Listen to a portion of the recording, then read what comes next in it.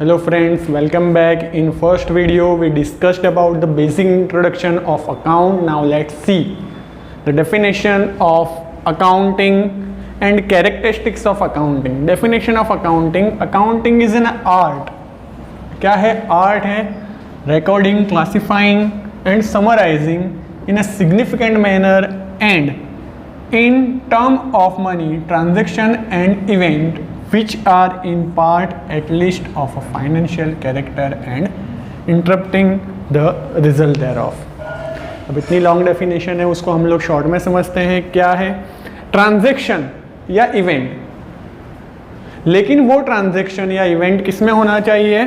Financial characteristics होना चाहिए. उसमें जो भी ट्रांजैक्शन हो उसकी फाइनेंशियल वैल्यू होगी, तभी उसका अकाउंटिंग हम लोग लिख सकते हैं. जैसे कि सपोज हम लोग बात करें, अगर मेरी कोई जैद बेकरी की अगर हम लोग बात करें तो वो लोग परचेस करते हैं, सेल करते हैं, सैलरी पे करते हैं, इलेक्ट्रिसिटी बिल पे करते हैं, ये इतने सब एक्सपेंडिचर कर रहे हैं.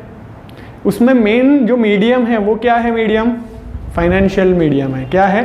फाइनेंशियल मीडियम है. तो यही चीज़ों का हम अकाउंट्स लिख सकते हैं. अब इसने क्या बताया? Accounting is an art of recording.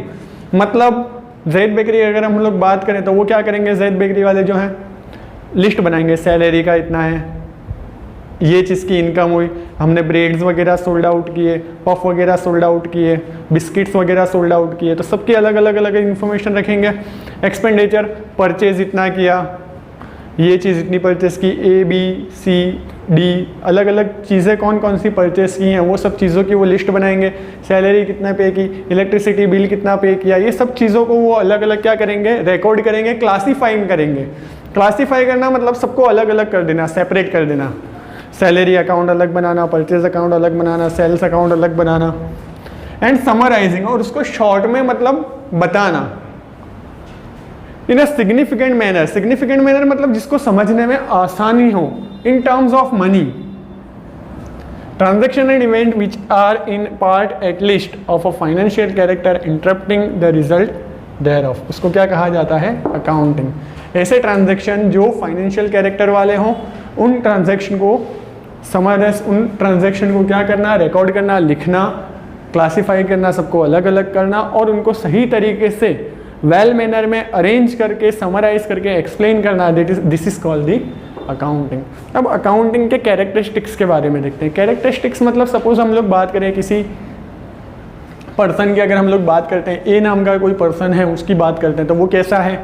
वो क्लेवर है, लेजी है, वो उसका काम जल्दी फिनिश कर देता है, वो जल्दी सोता है, जल्दी उठता है. ये सब चीज़ें क्या हो गई? उसके कैरेक्टरिस्टिक्स हो गए. ऐसे अकाउंटिंग के कैरेक्टरिस्टिक्स क्या है?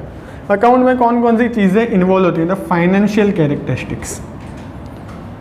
जो ट्रांजैक्शन को हम लोग मनी में इवेल्यूएट कर सकेंगे वही ट्रांजैक्शन का अकाउंट हम लोग लिख सकेंगे. सपोज कि मैं किसी की शादी में गया अगर और मैंने उसको 500 का गिफ्ट दिया, ये कोई ट्रांजैक्शन इकोनॉमिक ट्रांजैक्शन हुआ नहीं तो इसको मैं रिकॉर्ड करने वाला नहीं हूँ. फाइनेंशियल ट्रांजैक्शन मतलब सपोज किसी को मैंने ब्लड डोनेट किया तो फाइनेंशियल ट्रांजैक्शन हुआ नहीं तो उसका रिकॉर्ड होगा नहीं. तो कैसा होना चाहिए? जिसकी मॉनेटरी वैल्यू हो वही ट्रांजैक्शन की अकाउंटिंग लिखी जाएगी. Money as a medium of exchange. Accounting में जो भी ट्रांजैक्शन होंगे उसका मीडियम क्या होगा? मनी होगा. बार्टर सिस्टम होगा नहीं, मतलब कुछ अमाउंट पे की होगी और उससे कोई चीज़ को परचेस किया होगा या कोई अमाउंट ली होगी और किसी चीज़ को सोल्ड आउट किया होगा. Classification and analysis of transaction. अब ट्रांजैक्शन दो तरीके के हो सकते हैं अकाउंटिंग में, एक कैश और एक नॉन कैश. नॉन कैश मतलब जिसका पेमेंट इन फ्यूचर होने वाला है तो उसको क्या कहा जाएगा? Non cash transaction. Interpretation of transaction. Interpretation of transaction, suppose कि मैं मार्कर का बिजनेस कर रहा हूँ, ये मार्कर में लाया था 20 रुपीज़ की, मैंने सोल्ड आउट की 25 रुपीज़ की. तो अब मैं एट दी एंड देखूंगा कि मैं 20 रुपीज़ का लाया था, 25 रुपीज़ का मैंने सोल्ड आउट किया तो 5 रुपीज़ क्या हुआ? प्रॉफिट हुआ. तो इंटरप्रिटेशन करूंगा कि मुझे ये ट्रांजैक्शन से बेनिफिट हुआ है या लॉस हुआ है. तो ये अकाउंटिंग का मेन कैरेक्टर है. Now quantitative information. Quantitative information मतलब मैं सब चीज़ों को न्यूमेरिकली उसमें ऐड करूंगा, कितनी चीज़ आई, कितनी चीज़ गई, तो ये सब चीज़ें मुझे अकाउंट्स के थ्रू पता चलेंगी. Economic decision. अकाउंटिंग से हमें पता चलता है कि सपोज मेरा बिजनेस अगर 2015 से चल रहा है, 2016, 17, 18, 19, 20। अब 21 में मुझे क्या करना, सपोज मेरा यहाँ से प्रॉफिट था 50 करोड़, फिर यहाँ बढ़ता गया, लेकिन यहाँ पे आके कम हो गया, फिर यहाँ भी कम हो गया। तो मैं रीज़न फाइंड कर सकता हूँ कि यहाँ क्यों बढ़ रहा था और यहाँ पे क्यों कम हो गया। तो ये सब अकाउंटिंग इन्फॉर्मेशन होगी, इससे मैं क्या करूँगा, कोई भी इकोनॉमिक डिसीजन ले पाऊँगा। ठीक है, तो वो इकोनॉमिक डिसीजन लेने में मुझे ये हेल्पफुल रहेगा। ठीक है, नेक्स्ट